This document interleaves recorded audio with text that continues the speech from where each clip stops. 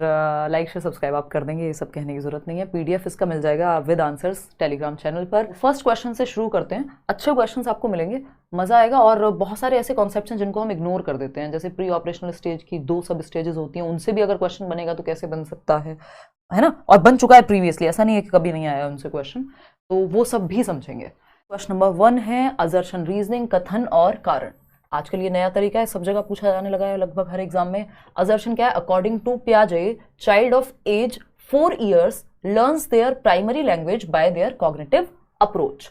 आप कितने भी पियाजे के क्वेश्चंस कर चुके हो, पढ़ चुके हो, ये सेशन इंपॉर्टेंट रहेगा, है ना। और ये जब 35 के 35 क्वेश्चंस आप सॉल्व कर चुके होंगे, ये बात आप तब कहेंगे अपने आप, ठीक। तो पियाजे के अनुसार 4 वर्ष की आयु का बच्चा अपनी प्राथमिक भाषा अपने संज्ञानात्मक दृष्टिकोण से सीखता है, यानी अपनी कॉग्निटिव अप्रोच से लैंग्वेज डेवलप हो रही है, कॉग्निशन से लैंग्वेज आ रही है। ये बात पियाजे कह रहे हैं। क्या कह रहे हैं वो? ऐसा हाँ कह रहे हैं। रीजन क्या है इसका? Language can be develop through cognition, संज्ञान के विकसित होने से, दिमाग के विकसित होने से, क्योंकि कॉग्निशन से जुड़ी हुई है लैंग्वेज। तो पियाजे ये कह रहे हैं कि भाई जैसा कि वाइगोस्की कहते हैं कि लैंग्वेज से कॉग्निटिव डेवलपमेंट होगा, पियाजे कह रहे हैं कॉग्निटिव डेवलपमेंट से जब दिमाग का विकास होगा तो भाषा अपने आप विकसित होगी। वाइगोस्की कह रहे हैं जब भाषा का विकास होगा तो दिमाग विकसित होगा, है ना, कि लर्निंग से डेवलपमेंट की ओर जाते हैं। समझ लेते हैं थोड़ा सा। इसका जो आंसर है वो both A and R R true and R is the correct explanation of A. ये बात एकदम सही है। कितने लोग सही जवाब दे रहे हैं? 90%। बहुत ही बढ़िया। पता है वाइगोस्की क्या कहते हैं? We for Vygotsky. वाइगोस्की और पियाजे दोनों क्या है? रचनावादी हैं। दोनों कहते हैं बच्चे को एक्टिव रखो, है ना। दुनिया भर की बातें, अगर मैं इनकी थियरी पे आ जाऊं तो पता नहीं अंतहीन बातें हैं। 4-5 दिन लगे हैं पियाजे को कंप्लीट करने में, तो वो पॉइंटलेस होगा कि मैं अगर आपको थियरी के बारे में बताना शुरू करूं। देखना एक बार वाइगोस्की की अगर मैं बात करूं, वाइगोस्की कह रहे हैं कि लर्निंग से, यानी जब आप कुछ सीखते हैं, चाहे वो भाषा ही क्यों ना हो, आपका विकास होगा। वाइगोस्की की जगह पे अगर पियाजे को मैं देखूं तो पियाजे कह रहे हैं कि जब आपका डेवलपमेंट होता है, आपका दिमाग का विकास एज के साथ होता है, तो लर्निंग अपने आप हो जाएगी, यानी लैंग्वेज आ जाएगी डेवलपमेंट से। ये बात हम समझ रहे हैं। खैर, ऐसे बहुत सारे बेसिक अंतर हैं पियाजे और वाइगोस्की में, बहुत सारे तो नहीं, बहुत कम ही हैं, कि इनका थॉट और लैंग्वेज को लेकर विचार अलग अलग है, ठीक। इसके अलावा अगर हम बात करेंगे तो पियाजे जो हैं वो उनको क्रिटिसाइज किया जाता है बहुत सारी चीजों पे कि अगर हम सही से ट्रेन कर दें बच्चे को, तो उन्होंने प्री ऑपरेशनल स्टेज 2 से 7 वर्ष के बच्चे को कम आंका है और फॉर्मल ऑपरेशनल वाले को ज्यादा आंका है। तो इस तरह की बातें आएंगी, बीच बीच में करते रहेंगे। यहाँ पे कहानी अगर हम देखें, अकॉर्डिंग टू पियाजे, जो 4 साल का बच्चा है वो प्राइमरी लैंग्वेज, कॉग्निटिव अप्रोच, उसका संज्ञान विकसित हो रहा है, तो भाषा विकसित हो रही है, यानी संज्ञान के माध्यम से भाषा का विकास किया जा सकता है। पियाजे ये मानेंगे? हाँ बिल्कुल मान सकते हैं। तो दोनों ही बातें सही हैं। आगे बढ़ेंगे। सेकेंड क्वेश्चन आप एक बार देखेंगे और फिर हम आगे बात करेंगे। आसान सा सवाल है ये तो। ये क्या कहता है? A baby appears amazed every time her mother covers her face with her hands and then uncovers it. तो ये हम बहुत बार बात कर चुके हैं कि अनकवर्स दीज, ठीक, कि एक बच्चा है जो हर बार आश्चर्यचकित या सरप्राइज्ड महसूस करता है, अमेज्ड महसूस करता है, जब भी उसकी माँ ऐसे हाथों से अपने चेहरे को ढकती है और हटाती है, तो बच्चे को लगता है वो वाओ मम्मी आ गई। हर बार खुश हो जाता है, वो हर बार सरप्राइज फील करता है। आपने देखा होगा छोटा बच्चा हंसता है, जन्म से 2 वर्ष के बीच का बच्चा, ठीक। What Piagetian cognitive concept has the baby not yet understood that makes the game so exciting. यानी इस खेल में इतना रोमांच, इतना मजा क्यों आ पा रहा है बच्चे को? वो कौन सा कॉन्सेप्ट है पियाजे का, कौन सा कॉग्निटिव कॉन्सेप्ट है जो बच्चे में अभी तक आया ही नहीं है? ये है ऑब्जेक्ट परमानेंस। उसको लग रहा है out of sight out of mind, नजर से दूर दिमाग से भी दूर। कैसे? वस्तु स्थायी नहीं हुई है दिमाग में अभी। कैसे नहीं हुई है भाई? उसको लग रहा है मम्मी ने ऐसे फेस कवर किया मतलब मम्मी नहीं है, और फेस अनकवर किया तो मम्मी है, आ गई। कोई टॉय आपने छिपा दिया और वो उसको ढूंढ नहीं रहा, इसका मतलब ऑब्जेक्ट परमानेंस अभी आया नहीं है। और अगर ढूंढ रहा है तो उसका मतलब ऑब्जेक्ट परमानेंट हो गया, out of sight out of mind नहीं हुआ है ना। तो हम ये कहेंगे ऑब्जेक्ट परमानेंस का, इसके बारे में 2 क्वेश्चन आते हैं। लैक ऑफ ऑब्जेक्ट परमानेंस कब होगा? जन्म से 2 वर्ष, सेंसरी मोटर स्टेज में। और इसका अचीवमेंट कब हो जाएगा?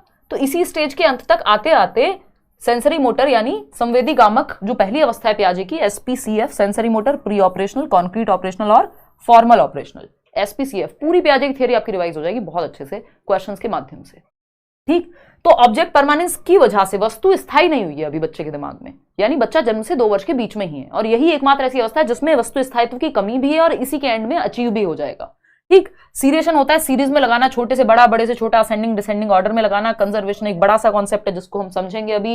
एनिमिज्म होता है बच्चा निर्जीव चीज को भी सजीव समझेगा, कि यदि ये पेन उसकी आंख में लग जाए वो कहेगा पेन ने मुझे मारा है ना। फिर हम कहते हैं अरे मेरे बच्चे को मारोगे तो पेन को 2 चांट लगा दो। तो इस तरह की बातें बहुत होती है। पियाजे की थ्योरी एक बहुत ही बढ़िया, इसमें जोक्स क्रैक हो सकते हैं, हम ये कह सकते हैं। क्वेश्चन नंबर 3 है, इस बार आया हुआ क्वेश्चन है और इससे जुड़ा हुआ एक और क्वेश्चन मैं कराऊंगी। तो बहुत सारे कॉन्सेप्ट इस क्वेश्चन के माध्यम से, ये आज का क्वेश्चन ऑफ द डे भी आप इसको कह सकते हो, कि इस क्वेश्चन के माध्यम से बहुत सारी कॉम्प्लेक्स चीजें आपकी सॉल्व होंगी, है ना। तो अगर हम देखें, क्योंकि कुछ चीजें हमें बस हम ऊपर ऊपर से पढ़ लेते हैं कई बार, वो क्लैरिटी आ जाएगी इस क्वेश्चन से। देखना एक बार, अकॉर्डिंग टू जीन पियाजे, ये क्वेश्चन देखना, और फिर इसके बाद एक और क्वेश्चन है, ये क्वेश्चन देखना, है ना। इन दोनों में क्या रिलेशन है, इसीलिए दोनों को साथ रखा है, उस पर चर्चा करेंगे। क्वेश्चन नंबर 3 फटाफट से जवाब देंगे। जवाब काफी लोग गलत दे रहे हैं या सही दे रहे हैं कहूं, 46% लोग सही जवाब दे रहे हैं, जबकि अभी रिसेंट बिल्कुल जनवरी में जो पेपर हुआ है उसमें आया हुआ क्वेश्चन है सीटेट में, और अच्छा क्वेश्चन है। अकॉर्डिंग टू जीन पियाजे, the ability to use symbols for symbols, देखना, ability to use symbols for symbols, symbols के लिए सिंबल्स का इस्तेमाल। इफ या इमेजिन एक्स की वैल्यू मान लीजिए, अब मानना पड़ेगा आपको कि फलानी चीज एक्स है, या इसकी एज वाई मान लीजिए, तो सिंबल्स को सिंबल्स की जगह पे, किसी चीज को तो माना होगा नहीं, ये कोई सिंबल ही तो होगा, 5 3 2 4 कुछ भी होगा, जो भी एज आपने मानी है वो सिंबल ही तो होगा। तो सिंबल को सिंबल की जगह पे रखना कौन सी स्टेज में आएगा? Such as letting the letter X stand for an unknown numeral develops during dash and enables the children to learn dash, यानी चिन्हों का प्रयोग करने की क्षमता, जैसे कि अक्षर X को अज्ञात अंक के लिए मान लिया कि सीमा की आयु X है। अब आयु एक नंबर है, सिंबल है, और X भी एक सिंबल है, तो you are using symbol for the symbol itself, symbol के लिए सिंबल को आप अज्यूम कर रहे हो। डैश के दौरान विकसित होती, किस अवस्था में ये चीज आएगी?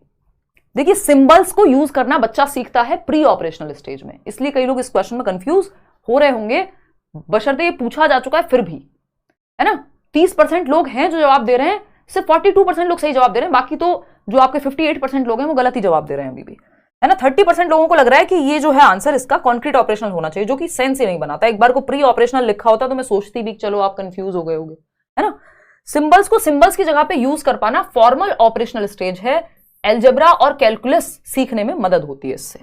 कंजर्वेशन और सीरिएशन तो आपका इससे पहली स्टेज में आ जाता है, फॉर्मल ऑपरेशनल का तो कोई सेंस बनेगा नहीं इसके साथ, ठीक है ना। तो औपचारिक संक्रियात्मक अवस्था 11 से 15 वर्ष, जो आखिरी अवस्था है एसपीसीएफ में, sensory motor, pre operational, concrete और फॉर्मल ऑपरेशनल, ठीक। तो formal operational stage algebra and calculus सीखने में मदद मिलेगी बच्चे को। तो यहां पे ये हो गया। अब इस क्वेश्चन को आप देखिएगा दूसरे तरीके से भी पूछा हुआ है इससे पहले, इसलिए हम कहते हैं कि रिपीट होते हैं क्वेश्चंस। कैसे पूछा हुआ है दूसरे तरीके से, ये क्वेश्चन पढ़ो, और ये पुराना क्वेश्चन है, काफी पहले आया था। A student observes that stick A, एक स्टिक है, एक छड़ी है जिसका नाम ए रखा है हमने, मान लेते हैं ये है स्टिक ए, ठीक, is larger than stick B, stick B से बड़ी है। स्टिक बी हम मान लेते हैं कि ये स्टिक बी है, और ये स्टिक बी जो है इससे बड़ी है स्टिक ए। ये बात हम समझ पा रहे हैं? बिल्कुल समझ पा रहे हैं। And stick B is larger than stick C, जो स्टिक बी है, ये बीच वाली स्टिक, ये जो छड़ी है, ये सी जो कि थर्ड स्टिक है इससे बड़ी है, जो हम देख भी पा रहे हैं भाई। जो बी स्टिक है वो सी से बड़ी है और बी से बड़ी है ए स्टिक। 3 छड़ी है या 3 पेन है मान लीजिए, तो वो एक दूसरे से यहां पे पता लग रहा है कौन किसके कंपैरिजन में बड़ा है या छोटा है। Based on this observation the student infers, बच्चे ने क्या निष्कर्ष निकाला? That stick A is larger than stick C, यानी जो स्टिक ए है वो सी से बड़ी है, क्योंकि स्टिक ए बी से ऑलरेडी बड़ी थी, और जब बी से बड़ी थी और बी से भी छोटी है सी, तो ये एक रीजनिंग हो गई ना, एक तरह की ट्रांजिटिव इन्फेरेंस बोलते हैं इसको, प्रपोजिशनल थिंकिंग बोलते हैं। ये क्वेश्चन भी पूछा जा चुका है कि प्रपोजिशनल थिंकिंग कब आती है बच्चे में, पियाजे के ही कॉन्टेक्स्ट में, है ना। आएंगे खैर उस पे। When asked same problem verbally he fails to make correct inference. अब जब उसको ये दिखाई गई स्टिक्स, या 3 बच्चों को खड़ा किया गया, अच्छा बताओ ये सीमा है, ये सचिन है, ये सरोज है, 3 बच्चे हैं, तो सीमा जो है बड़ी है सचिन से, सचिन बड़ा है सरोज से।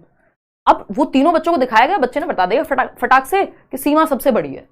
लेकिन जब ये चीज मेंटली पूछी गई, वर्बली पूछा जब कि ए बड़ा है बी से, बी बड़ा है सी से, तो कौन सबसे बड़ा हुआ? कई लोग आपकी एज में भी दिक्कत में आ जाते हैं क्योंकि वर्बली पूछा है, दिखा के नहीं, कॉन्क्रीट नहीं है, वो चीज सामने नहीं देख पा रहा है वो, तो दिक्कत आ रही है। तो according to Piaget's theory the student is at which stage of cognitive development, बच्चा संज्ञानात्मक विकास के किस स्टेज पे है, बताइएगा एक बार। 35% लोग कॉन्क्रीट ऑपरेशनल कह रहे हैं, गलत समझ रहे हैं फिर हम। देखो हमें पता है, इसको हम कहते हैं ट्रांजिटिव इन्फेरेंस, और ये आ जाता है 7 से 11 में, ये बात निश्चित है। लेकिन यहां पे बात हो रही है using symbols at the place of symbols, जो इससे पहले वाला क्वेश्चन था। भाई ए बड़ा है बी से, बी बड़ा है सी से, ये सिंबल है, लेकिन अभी ये सिंबल लॉजिक किसके बारे में आया, ये ट्रांजिटिव इन्फेरेंस तो आ गया, लेकिन कॉन्क्रीट चीजों के बारे में जिसको देख पा रहा है बच्चा, वो कॉन्क्रीट ऑपरेशनल है ना। और अगर, अच्छा सही जवाब दे रहे हो, कोई दिक्कत नहीं, डरा नहीं रही हूं। देखो एक बार अगर हम देखें यहां पे, और अगर वर्बली तो वो नहीं बता पाएगा, लेकिन उसको दिखा दो तो बता पाएगा। इसका मतलब सिंबल्स को सिंबल्स की जगह यूज नहीं कर पा रहा। अगर वो वर्बली भी बता देता तो वो हो जाता फॉर्मल ऑपरेशनल में, क्योंकि एक्स मान लिया उसने, एक्स है, मानने वाली बात आ गई, है ना, प्रपोजिशनल थिंकिंग आ गई। तो ये अगर वो वर्बली बता पाता, अगर उससे मौखिक रूप से पूछते और फिर भी बता देता तो फॉर्मल ऑपरेशनल में था। अभी वो नहीं बता पाता क्योंकि एब्स्ट्रैक्ट कॉन्सेप्ट हो गया, अमूर्त हो गया। एक्स को मानना है किसी नंबर की जगह, एब्स्ट्रैक्ट है, अमूर्त है, दिख नहीं रहा कौन सा नंबर। क्योंकि कॉन्क्रीट ऑपरेशनल स्टेज ये है 7 से 11 वर्ष, क्योंकि जब तक दिख रही हैं उसको स्टिक्स, जब तक ये छड़ियां या पेन या बच्चे दिख रहे हैं जिनसे कंपेयर करके ट्रांजिटिव इन्फेरेंस निकालना है, प्रपोजिशनल थिंकिंग निकालनी है, तो वो बता पा रहे हैं। जैसे ही अमूर्त हो गया, देखो कॉन्क्रीट मतलब मूर्त, जिसको देखा जा सके, टच फील किया जा सके, और अमूर्त जिसको सामने नहीं है जो। तो यहां पे वर्बली में सामने नहीं है, आपको अज्यूम करना है दिमाग में, ठीक है ना। तो अगर यहां पूछ लेता वर्बली भी बता पाता है तो फॉर्मल ऑपरेशनल हो जाता, ऐसे भी तो पूछा जा सकता है। और क्योंकि यहां ये नहीं पूछा कि वर्बली बताने में दिक्कत आ रही है, इसका मतलब मूर्त चीजों के प्रति ही वो जवाब या लॉजिक दे पाता है। इंडक्टिव लॉजिक आया है, अभी एग्जाम्पल से रूल पे जा पाएगा, सिंपल बात है, ठीक। तो इस बात को ध्यान रखना है कि यहां पे क्योंकि सिंबल सी तो है, ये एबीसी जो स्टिक है, ये जो स्टिक एबीसी है, ये सिंबल कैसा है, ए भी सिंबल है, बी भी सिंबल है, सी भी सिंबल है, ठीक है। अब यहां पे मूर्त चीजें हैं हमारे पास कि ये इससे बड़ा है, ये इससे बड़ा है। अब यहां पे हमें मानना था कि ए बड़ा है बी से, मान लो में फिर फॉर्मल में चला जाता क्योंकि एब्स्ट्रैक्ट हो जाता। तो ये बेसिक सी बात है जो हमें ध्यान में रखनी है, ठीक है। इसी को प्रपोजिशनल थिंकिंग भी कहा जा सकता है कि ये बड़ा है इससे, ये बड़ा है इससे, ये मानना है एब्स्ट्रैक्ट कॉन्सेप्ट में। जैसे ये वाला क्वेश्चन है, इससे पूछ लेता है इसमें कौन सी थिंकिंग है, कि आपने एब्स्ट्रैक्ट रूप में सिंबल्स को सिंबल्स की जगह लिया है, तो ये प्रपोजिशनल थिंकिंग हो जाती पियाजे के अनुसार। इस पे कभी और भी मैं क्वेश्चन कराऊंगी। प्रपोजिशनल थिंकिंग जो किस में आती है, फॉर्मल ऑपरेशनल 11 साल के बाद ही आती है, कि आप प्रपोर्शन में एक दूसरे के साथ संबंध में सोच पा रहे हैं, ठीक। जब आप छड़ी देख के जवाब दे पा रहे हैं, इसका मतलब ये ट्रांजिटिव इन्फेरेंस है जो 7 से 11 वर्ष में आ जाता है। ए बड़ा है बी से, बी बड़ा है सी से, है ना। अगर बिना छड़ी के दे पाए तो ये फॉर्मल हो जाएगा, यानी बिना किसी एक आइटम के दे पाए जवाब, ठीक है।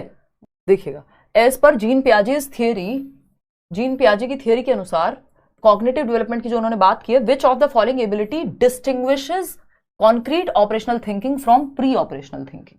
कॉन्क्रीट ऑपरेशनल यानी 7 से 11, प्री ऑपरेशनल यानी 2 से 7 वर्ष। इन दोनों स्टेजेस की थिंकिंग को कौन सी एक चीज है जो अलग करती है? सिंपल क्वेश्चन है, आया हुआ है, पूछा है ना। तो इस क्या हाइपोथेटिकल रीजनिंग है, ये किसके बीच में है? ये तो फॉर्मल ऑपरेशनल और कॉन्क्रीट के बीच में है। यहां से हमसे प्री और कॉन्क्रीट पूछा था। ऑब्जेक्ट परमानेंस सेंसरी मोटर में आता है ना, वस्तु स्थायित्व वाली जो स्टेज है, जो अभी बात हुई थी कि माँ है जो हाथ से ऐसे हाथ हटाती है तो बच्चा खुश हो जाता है। कोऑर्डिनेशन ऑफ सेंसेस, ये सेंसरी मोटर में आएगा। एक ही ऑप्शन बचता है, अगर आपको नहीं भी पता तब भी आपको पता है कि decentering is the only option left. तो विकेंद्रीकरण, ये कब आ जाएगा? डिसेंटर करना, बच्चे को डिसेंटर करना कॉन्क्रीट में आ जाता है और प्री ऑपरेशनल में नहीं आता। तो ये एक ऐसी चीज है जो डिफरेंस क्रिएट कर रही है इन दोनों स्टेजेस के बीच में। यानी सेंट्रेशन क्या है? सारा ध्यान एक ही चीज पे केंद्रित है कि अगर किसी की हाइट देख रहे हैं तो हाइट ही देख रहे हैं, ये नहीं समझ पा रहे हैं कि हाइट ज्यादा हो सकती है लेकिन एज कम हो सकती है फिर भी, है ना। जैसे ईगोसेंट्रिज्म की भी प्रॉब्लम, इरिवर्सिबिलिटी की प्रॉब्लम, कि बच्चा रिवर्स नहीं कर पाता अपने थॉट को, इसी इन सब कारणों की जो जड़ है एक तरह से डिसेंट्रेशन है, ठीक। पियाजे ने, क्योंकि वो ईगोसेंट्रिक भी है, तो ईगोसेंट्रिसिज्म के लिए यानी अहम केंद्रित के लिए उसको लगता है वो दुनिया का सेंटर है। जैसे वो सोचता है जो वो खाना पसंद करता है वो सब खाना पसंद करेंगे, इसके लिए उन्होंने 3 माउंटेन टास्क किया था। और 3 माउंटेन टास्क ये तो बताता ही है कि बच्चा कितना सेल्फ सेंट्रिक है, और ये भी बताता है कि वो रिवर्स नहीं कर पा रहा सोच। कि मान लीजिए एक बच्ची है और ये 2 से 7 वर्ष की, 4 साल की बच्ची है मान लीजिए, इधर इसकी एक डॉल को रख दिया, डॉल का नाम है डॉली। कहा तुम्हें क्या दिख रहा है, इन्होंने बता दिया भाई ये वाली पहाड़ की चोटी मुझे दिख पा रही है, ऐसा दिख रहा है। अच्छा पूछा क्या डॉली को क्या दिख रहा होगा, उसने कहा सेम ही दिख रहा होगा जैसे मुझे दिख रहा है। इसका मतलब बच्चा दूसरे पर्सपेक्टिव से देख ही नहीं पा रहा किसी चीज को, है ना। इस पेन को पेन की तरह भी यूज कर सकते हैं, ये है सेंट्रेशन की, ये इसका एक एस्पेक्ट है। दूसरा क्या है, आप इसको पेपर वेट की तरह भी यूज कर सकते हो, पेपर पे रख के, है ना। आप इसको बन बनाने के लिए यानी जूड़ा बनाने के लिए बहुत सारे लोग एक क्लिप की तरह भी यूज कर लेंगे। बहुत पुराना एग्जाम्पल है, जन्मों से देती हुई आ रही हूं, है ना। तो ये एक बेसिक सी बात हो गई। चलिए खैर, तो ये डिसेंट्रेशन माउंटेन टास्क इसलिए किया था कि बच्चा अहम केंद्रित है, डिसेंटर कर पा रहा है कि नहीं, है ना, सेल्फ सेंटर्ड है कि नहीं, वो अपने ही पक्ष से देख रहा है, रिवर्स कर पा रहा है कि नहीं कर पा रहा सोच को। तो ये 2 से 7 वर्ष में दिक्कत उसको होती है रिवर्सिबिलिटी में। क्वेश्चन नंबर 6 देखना और फिर बताना।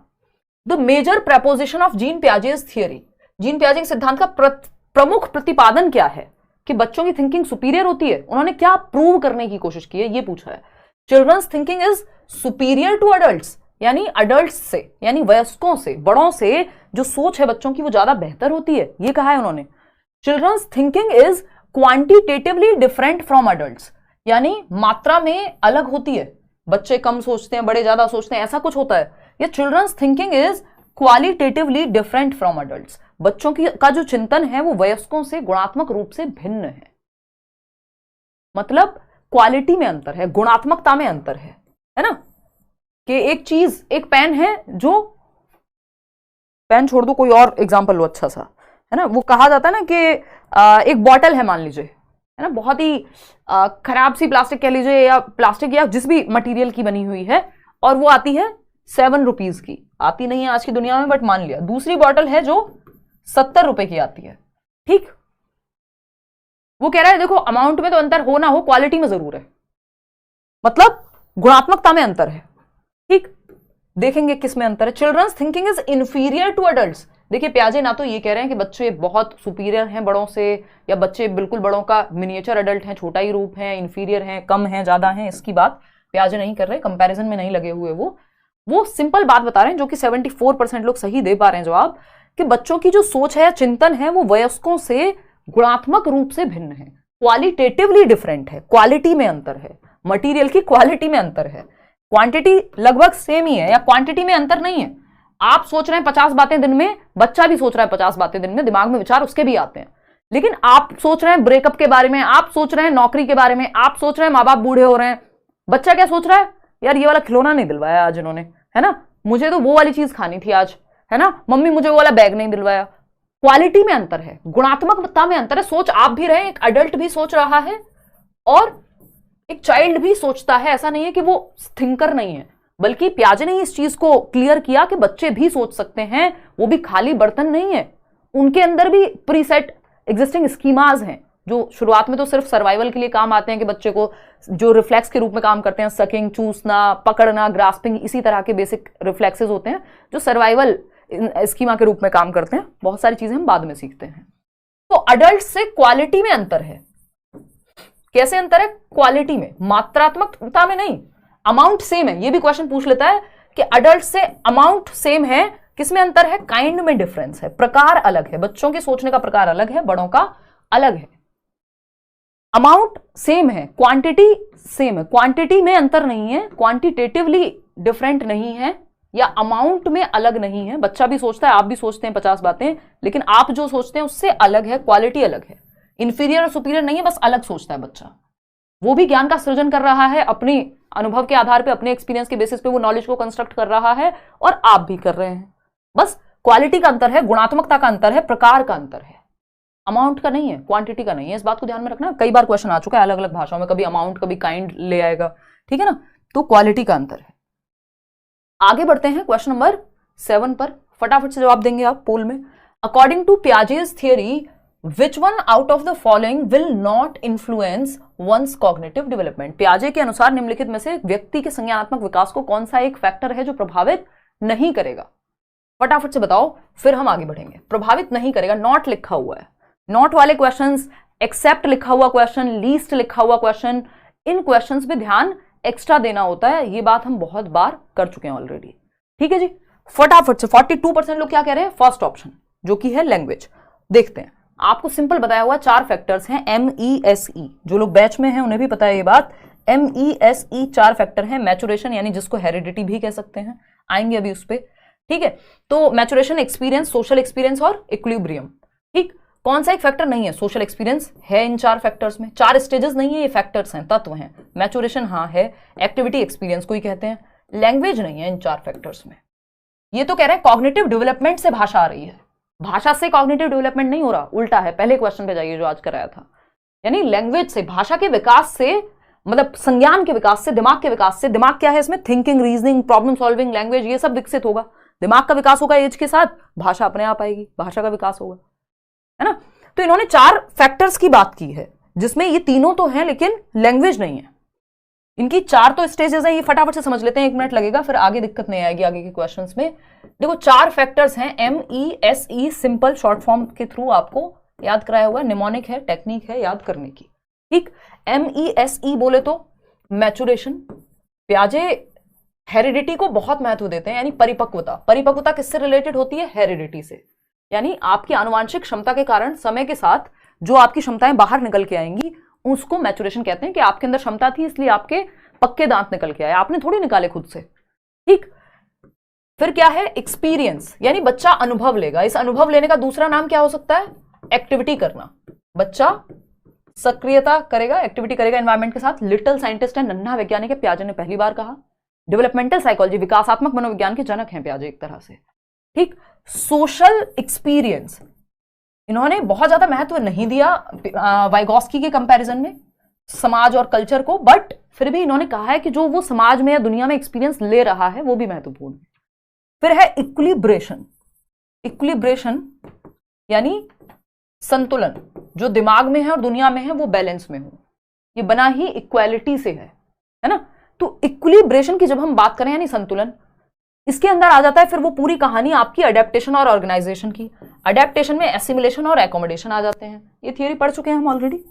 ऑर्गेनाइजेशन यानी दिमाग में कैसे आप स्कीमा में सेट करके रखोगे। स्कीमा क्या है? जो भी एग्जिस्टिंग नॉलेज है आपकी, जो भी आज आप जानते हैं वो सब आपका स्कीमा है। जैसे फोन की स्टोरेज होती है, वैसे दिमाग की स्टोरेज को स्कीमा कह रहे हैं हम। मेंटल स्ट्रक्चर्स हैं, मानसिक संरचनाएं हैं, जिसके आधार पर आप दुनिया को समझ पा रहे हैं। तो ये 4 फैक्टर्स हैं, 4 थियरी, जो 4 स्टेजेस हैं वो कौन सी हैं? कोई बताना चाहेगा? फटाफट से बताओ। क्वेश्चन नंबर 8, आसान से सवाल है, एक मुश्किल एक आसान, ऐसे करते रहेंगे भाई। 4 स्टेजेस भी बतानी है पियाजे के साथ साथ। अभी आएंगे ये सब, छोटी छोटी बातों पे डिस्कस करेंगे, इक्विलिब्रेशन क्या है एंड ऑल आएगा, इस पे भी क्वेश्चन आएगा, टेंशन ना लो, है ना। सबको मौका मिलेगा। वो मीम चल रहा है ना आजकल, लेवल सबके निकलेंगे, तो ये वही वाली बात है, सबको मौका मिलेगा। हर एक टॉपिक पे, हर एक टर्म पे क्वेश्चन आएगा आपके सामने, ठीक है ना, कोई दिक्कत की बात नहीं है। देखो एक बार, कुछ भी छूटेगा नहीं। क्वेश्चन नंबर 8 है, जीन पियाजे believed that knowledge is. Jean पियाजे का मानना था कि ज्ञान कैसे कंस्ट्रक्ट होगा। ज्ञान फटाफट से बताओ। को constructed in interactions with more knowledgeable other, MKO। इसकी बात वाइगॉस्की करते हैं, पियाजे नहीं करते, तो ये तो हट गया ऑप्शन। आ विजिबल बिहेवियरल चेंज, व्यवहार में परिवर्तन, इसकी बात बिहेवियरिस्टिक लोग करते हैं, जो आपके सिलेबस में नहीं है सीटेट के लेवल पे। Constructed by the child rather than being passed passively from the environment, पर्यावरण से निष्क्रिय रूप से पारित होने के बजाय बच्चा सक्रिय रूप से निर्मित करता है, बच्चा एक्टिव होता है। बच्चा जिस ऑप्शन में एक्टिव है, 99% पेडागोजिकल क्वेश्चन सही हो जाएंगे जहां आप बच्चे को एक्टिव रख रहे हैं, तो बच्चा एक्टिव है। इनेट and given rather than acquired through interactions, ये कह रहे हैं बच्चे को कोई कहीं से भगवान जी भर देते हैं, एक कैप्सूल देते हैं हम जब वो पैदा होता है, और उससे सारी नॉलेज उसके अंदर, जैसे वो मेमोरी कार्ड नहीं आता था पहले, चिप बोलते थे जिसको, है ना, या पेन ड्राइव, उसमें जैसे गाने भर सकते हो आप, वैसे ही दिमाग में भी भर दोगे ज्ञान और सब कुछ। ऐसा नहीं होता। क्या जी कह रहे हैं, ज्ञान निर्मित किया जाता है, बच्चा सृजित कर रहा है दुनिया में एक्टिविटी करके। एक पेन भी मिलता है, उसको खोल के, तोड़ के, जान के, क्यूरियोसिटी, बहुत सारे सवाल पूछ के, तब वो ज्ञान का सृजन करता है, ना कि कोई उसके दिमाग में भर देता है। अंतः आंतरिक नहीं है, जन्मजात नहीं है ज्ञान कोई, कि इतने % मेमोरी के साथ आया था कि इसमें 4 गाने पहले से थे, 2 आपने भर दिए, वो वाला सीन नहीं है। बच्चा एक्टिवली नॉलेज को, ना कि कोई पैसिवली उसके दिमाग में नहीं भरेगा, ज्ञान का सृजन करेगा एक्टिविटी करके। लिटिल साइंटिस्ट है, नन्हा वैज्ञानिक है, एक्टिविटी करता है, तो 3rd ऑप्शन सही है। एक और क्वेश्चन है, फटाफट से सॉल्व कीजिएगा। Afsa holds up a potato chip. Afsa एक बच्ची है जो आलू के चिप्स को ऐसे पकड़ती है, वो पोटैटो चिप्स आते हैं ना, लेज वॉट एवर, जो भी आप खाते हो, ना ही खाएं तो अच्छा है, कम खाएं, ठीक, तो उसको बटरफ्लाई के जैसा लगता भी है कोई कोई चिप्स देखने में, तो पोटैटो चिप को वो कहती है देखो देखो ये बटरफ्लाई है ना, ये तो एक तितली के जैसा है। अकॉर्डिंग टू जीन पियाजे this kind of symbolic thought is characterised in what stage? Jean पियाजे के अनुसार इस प्रकार का प्रतीकात्मक विचार किसकी विशेषता है, कौन सी स्टेज में आता है? फटाफट से बताओ। सेंसरी मोटर जन्म से 2 वर्ष में, सिंबॉलिक स्टेज तो नहीं है ये, है? प्री ऑपरेशनल में हमें क्या पता, बताओ खुद से। ठीक, फटाफट से बताओ। कॉन्क्रीट ऑपरेशनल में 7 से 11 में, या फिर फॉर्मल ऑपरेशनल 11 से 15 में। ये 4 स्टेजेस हैं, sensory motor, pre operational, concrete operational, SPCF। Sensory motor पहली स्टेज, फिर प्री ऑपरेशनल, कॉन्क्रीट और फॉर्मल। ठीक है जी, 65% लोग सही जवाब दे रहे हैं। पूर्व संक्रियात्मक चरण, और इसका भी अगर मैं पूछूं, अभी क्वेश्चन का जवाब आपको पहले से मिल जाएगा। इसके भी 2 चरण होते हैं, उन 2 चरणों में से कहां आएगा? इसकी 2 सब स्टेजेस हैं प्री ऑपरेशनल स्टेज की। ये जो सेकंड स्टेज है, होती तो पहली स्टेज की भी सब स्टेजेस हैं, बट वो आपके काम की नहीं है, इससे क्वेश्चन पूछा जा चुका है तो जानना जरूरी है ना। प्री ऑपरेशनल स्टेज की 2 सब स्टेजेस हैं। पूर्व संक्रियात्मक अवस्था जिसमें सिंबल्स डेवलप हो रहे हैं, एनिमल्स में बच्चा निर्जीव को सजीव समझेगा एंड ऑल। ये जो सेकंड स्टेज है, इसकी 2 सब स्टेजेस हैं, इसकी 2 छोटी छोटी स्टेजेस हैं। एक है प्री कॉन्सेप्चुअल स्टेज, पूर्व संप्रत्यात्मक 2 से 4 वर्ष, और दूसरी है इंट्यूटिव स्टेज, सहजात्मक अवस्था 4 से 7 वर्ष। इन दोनों में से किस स्टेज में सिंबॉलिक थॉट आता है, कोई बताना पसंद करेगा? सिंबल्स कौन सी स्टेज में आ जाएंगे? मन कर रहा है किसी का? चक्कर वक्कर तो नहीं आ रहे? फटाफट से बताओ सागर, कोई बात नहीं, जवाब दो फटाफट। हाँ, सब तुक्का लगा रहे हैं, कोई कुछ कह रहा है, कोई कुछ कह रहा है। चलो देखते हैं, अभी ये क्वेश्चन का जवाब आगे मिलेगा। एक क्वेश्चन है, मैंने प्रॉपर डाला हुआ है तो आपको समझ आ जाएगा। अभी आप तुक्के लगाओ, है ना। कोई कह रहा है इंट्यूटिव, कोई कह रहा है प्री कॉन्सेप्चुअल, अभी आएंगे उस पर, डोंट वरी। तो यहाँ पे जो आंसर है वो सिंपल पूर्व संक्रियात्मक है, क्योंकि ये बच्चा ये सिंपल लिख दिया है सिंबॉलिक थॉट। इस सिंबॉलिक थॉट को दूसरे शब्दों में क्या लिख सकता था? सिमियोटिक फंक्शन। सिंबल्स के थ्रू फंक्शन करना बच्चे ने सीख लिया है ना। कि वो हैरी पॉटर की झाड़ू को, अपने घर की झाड़ू को हैरी पॉटर के उस झाड़ू की तरह समझ रहा है जिसपे वो बैठ के उड़ सकता है, शक्तिमान की तरह घूमना चाह रहा है ना। सिंबल्स के माध्यम से उसमें सीखने की क्षमता आ गई है। कहां पे आता है ये? प्री ऑपरेशनल में। ABCD 1 2 3 4 ये सब सीख गया, ये सब सिंबल्स ही तो हैं। तो सिंबल्स को सीखना शुरू करता है वो इस स्टेज में, कि वो बटरफ्लाई को कैसे कर रहा है। जैसे हम हैरी पॉटर की, या वो डॉक्टर खेलना है ना, तो वो झाड़ू या एक रिमोट को फोन की तरह यूज कर रहा है, तो वो भी तो सिंबल ही है एक तरह से। ठीक, तो ये क्या प्री ऑपरेशनल स्टेज में हो जाती है ये चीज, पूर्व संक्रियात्मक में। क्वेश्चन नंबर 10 देखिएगा फटाफट से, क्या कहता है? ये एक आसान कहोगे या जैसा आपका मन करे कहने का, इसका जवाब मैं दूंगी, अभी आएगा क्वेश्चन कौन सी स्टेज में होती है चीज। क्वेश्चन नंबर 10 देखिएगा, which of the following is not true, यानी कौन सी एक बात सही नहीं है।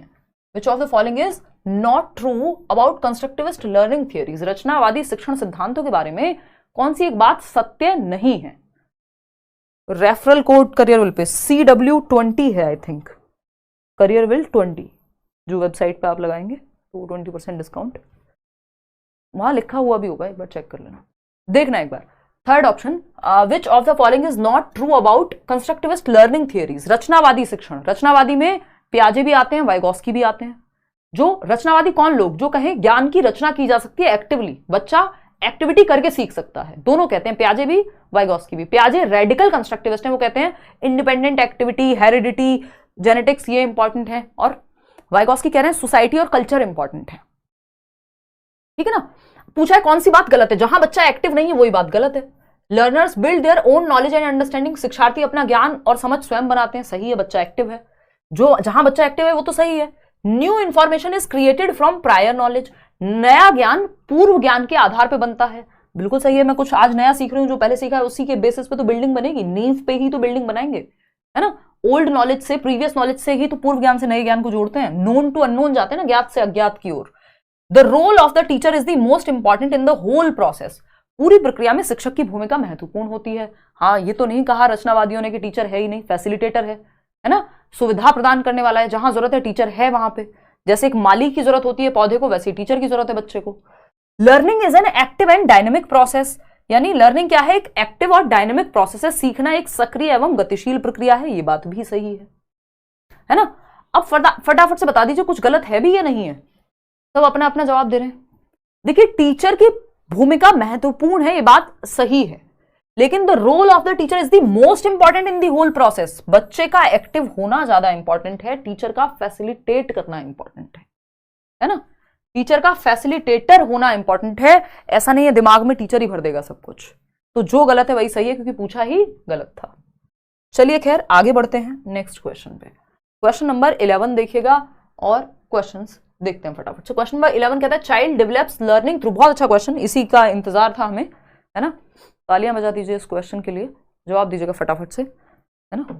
बताओ फटाफट, इतने में दो घूंट जिंदगी की, दो बूंद ओके, फटाफट से जवाब दो। थर्ड ऑप्शन, सब इसमें तुक्के लगा रहे हैं क्योंकि ये थोड़ा सर में दर्द वाला क्वेश्चन है।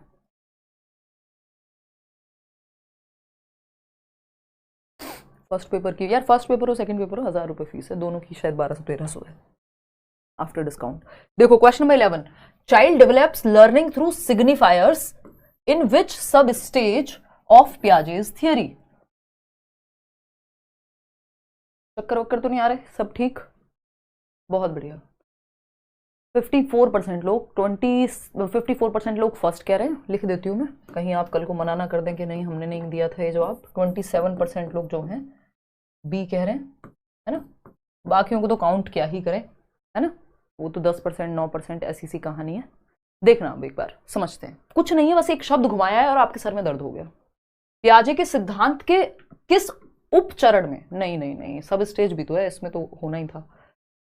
बच्चा संकेतकों के माध्यम से, संकेतों के माध्यम से, सिग्निफायर्स यानी संकेत, सिग्निफायर्स में क्या होगा, सिंबल्स ABCD, और क्या हो सकता है साइन, राइट जाना है ना, या किसी ने ऐसे ये कहा तो बच्चे को समझ आ जाता है, हाँ ठीक है गुड बढ़िया, है ना।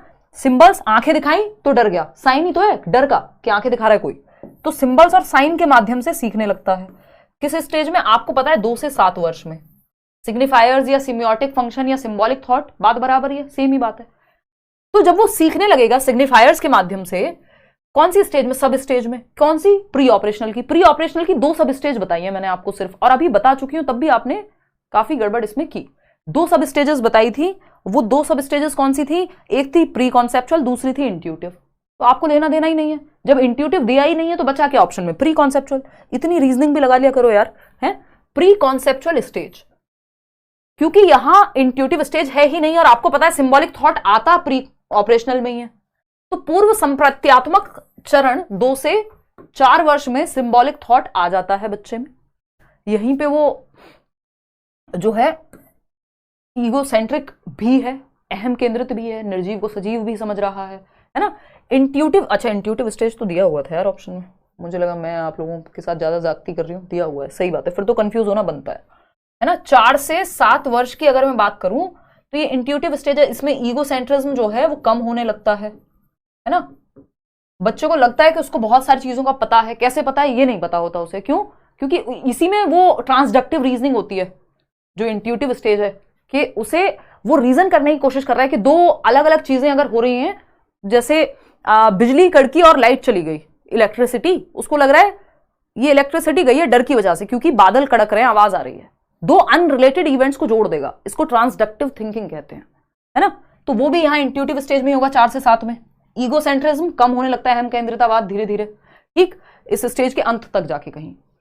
प्री कॉन्सेप्चुअल स्टेज में क्या, सिंबल्स के थ्रू सीख रहा है वो, तो वो साइंस और सिंबल सिग्निफायर्स के थ्रू, तो पहला ऑप्शन यहां सही था। ये दोनों जो ऑप्शन है ना, टर्शियरी सर्कुलर और अर्ली रिप्रेजेंटेशनल थॉट, ये अर्ली रिप्रेजेंटेशनल थॉट है सेंसरी मोटर स्टेज की आखिरी स्टेज। सेंसरी मोटर स्टेज हम करते नहीं है क्योंकि आपके सर में दर्द हो जाएगा, जनरली टीचिंग में नहीं पूछा जाता है, अगली बार से ये भी करने लगेंगे, है ना। तो अर्ली रिप्रेजेंटेशनल थॉट होता है कि सेंसरी मोटर स्टेज के अंत तक आते आते पहली बार बच्चा दिमाग में सिंबल्स बनाने लगता है। अब आपके सर में दर्द हो जाएगा अगर ये बता दिया कि ये सिंबल्स 2 से 7 में नहीं, यहां भी बनने शुरू हो गए थे, है ना, कि वो फिंगर्स को यूज करके फोन की तरह करने लगेगा, है ना। तो ये क्या है, ये सेंसरी मोटर के लास्ट में 18 से 24 महीने में ये अर्ली रिप्रेजेंटेशनल थॉट आ जाता है, ऐसे ही बता रही हूँ, जरूरी नहीं है, याद रखो। टर्शियरी सर्कुलर रिएक्शन से वो फोन फेंक के देखेगा क्या होगा, है ना। तो ये सब स्टेजेस हैं किसकी, सेंसरी मोटर की, ये दोनों हैं प्री ऑपरेशनल की, ठीक है बात। देखो इसको ऐसे देखते हैं, अब कुछ इंपॉर्टेंट सब स्टेजेस हैं, इसकी तो मैंने आपको बता दी, जो ये आपका प्री ऑपरेशनल है, पूर्व संक्रियात्मक, प्री कॉन्सेप्चुअल स्टेज, इसी में सिग्निफायर्स या सिंबल्स के माध्यम से सीखना वो जानता है। बच्चा ईगोसेंट्रिक है, इस स्टेज के अंत तक ईगोसेंट्रिज्म कम होगा। ट्रांसडक्टिव थॉट, ट्रांसडक्टिव थॉट मतलब दो अनरिलेटेड इवेंट्स को एक साथ जोड़ देता है। रीजनिंग की थोड़ी कमी है, इंट्यूशन पे चलता है, उसको लगता है सब पता है, कैसे पता है ये नहीं पता, उसे याद ही नहीं रहता है ना। तो रीजनिंग, क्योंकि ये लॉजिक से पहले की स्टेज है, ऑपरेशन का मतलब है लॉजिक, तो लॉजिक अभी प्रॉपर तो आया नहीं बच्चे में, तर्क कॉन्क्रीट चीजों के प्रति भी, बट वो कोशिश कर रहा है तर्क करने की। क्वेश्चन नंबर 12 देखना, पियाजे's theory of cognitive development states that egocentrism decreases by, पियाजे के संज्ञानात्मक विकास के सिद्धांत में किस उम्र में बढ़ने के साथ अहम केंद्रता कम हो जाती है। ईगोसेंट्रिज्म, ईगोसेंट्रिज्म क्या है कि बच्चा दूसरे के पर्सपेक्टिव को नहीं समझ पाता, खुद को सेंटर में रखता है, सेल्फ सेंटर्ड है। उसको लगता है जो चॉकलेट मुझे पसंद है पापा को भी पसंद होगी, जो कार्टून मुझे पसंद है वो पापा को भी पसंद होना चाहिए, है ना, उसकी चलनी चाहिए। आप कितना भी जरूरी काम कर रहे हैं और बच्चे का मन है कुछ खाने का, तो वो आके रोएगा, है ना। आपकी जेब में पैसे नहीं, आप बाजार गए हुए, बच्चा रोड पे लेट लेट के रो सकता है बाजार में कि मुझे तो चाहिए खिलौना, मुझे तो चाहिए, ऐसे कैसे नहीं, ऐसे कैसे नहीं। तो ये चीज कम होने लगती है, धीरे धीरे दूसरे का पर्सपेक्टिव समझने लगता है। किस स्टेज में? 7 इयर्स। ये बात आपकी सही है, और मैंने बताया भी था जो लास्ट स्टेज थी इंट्यूटिव स्टेज प्री कॉन्सेप्चुअल की, उसके अंत तक आते आते अहम केंद्रितवाद कम हो जाता है, ठीक है ना। 7 इयर्स, क्योंकि ये स्टेज खत्म होने वाली है ना, अब फिर कॉन्क्रीट ऑपरेशनल आ जाएगी, उसमें तो ईगोसेंट्रिज्म कम ही होता है। तो 7 साल की उम्र तक आते आते ये कम होने लगता है, डिक्रीज होने लगता है। क्वेश्चन नंबर 13 देखिएगा, फटाफट से जवाब दे दीजिए। Shweta is in 5th grade, Shweta एक बच्ची है जो 5वीं कक्षा में है। She can classify different sorts of triangles but struggles to understand the abstract proof for the sum of 3 angles in a triangle is always 180 degree. According to पियाजे Shweta is in what stage? फटाफट से बताओ। अगर हम बात करें, श्वेता 5वीं कक्षा में है, वह विभिन्न प्रकार के त्रिभुजों को वर्गीकृत कर सकती है कि भाई ये आपका राइट एंगल ट्राइंगल है, ये इक्विलेटरल है, ये है, अलग अलग प्रकार के ट्राइंगल्स को वो पहचान पाती है, क्लासिफाई कर पाती है, कैटेगराइज कर पाती है। CCS किससे जुड़ा हुआ है? सी से ही, कॉन्क्रीट ऑपरेशनल से ही, है ना। अभी समझेंगे CCS। CCS ये यूनिवर्सिटी नहीं है चौधरी चरण सिंह, ये क्या है? Classification, conservation, seriation. ये तीनों गुण कहां आते हैं? यहीं आते हैं 7 से 11 में। पूछा क्या है ये समझना जरूरी है। त्रिभुज के 3 कोणों का योग हमेशा 180 डिग्री क्यों होता है? ये अमूर्त चीज समझने में दिक्कत है उसको। इसका अमूर्त प्रमाण क्या है? वो ये तो समझ पाती है ये 3 एंगल बराबर हैं देख के ट्राइंगल का, वो समझ जाएगी, उतना लॉजिक उसमें आ गया है ना। कॉन्क्रीट चीजों को देख के, जिनको छुआ जा सकता है, जिनको देखा जा सकता है किताब में ट्राइंगल को, तो वो समझ पा रही है। लेकिन एब्स्ट्रैक्ट, इसके पीछे कॉन्सेप्ट क्या है? अमूर्त चिंतन नहीं आया, मूर्त आ चुका है, कॉन्क्रीट लॉजिक आ चुका है। तो ये बच्ची कौन से स्टेज में है? कॉन्क्रीट ऑपरेशनल स्टेज में है, क्योंकि वो क्लासिफाई तो कर पा रही है। 4th ग्रेड का बच्चा है, 4थी क्लास का। 6 साल का बच्चा पहली क्लास में जाएगा, 7 साल का बच्चा दूसरी क्लास में, 8 साल का बच्चा तीसरी क्लास में, है ना, 9 साल का बच्चा 4थी क्लास में। तो यानी 7 से 11 के बीच में ही है। ये तो सिंपल वैसे भी पता लग गया था 5वीं क्लास का बच्चा है। इसके लिए थोड़ा दिमाग शार्प चाहिए, रट्टे लगा के बात नहीं बनेगी। अगर हमें पता है 5वीं क्लास की बच्ची तो कॉन्क्रीट ऑपरेशनल में तो होगी, फॉर्मल में थोड़ी चली जाएगी, 11 से ऊपर की थोड़ी हो जाएगी, है ना। कॉमन सेंस है ये।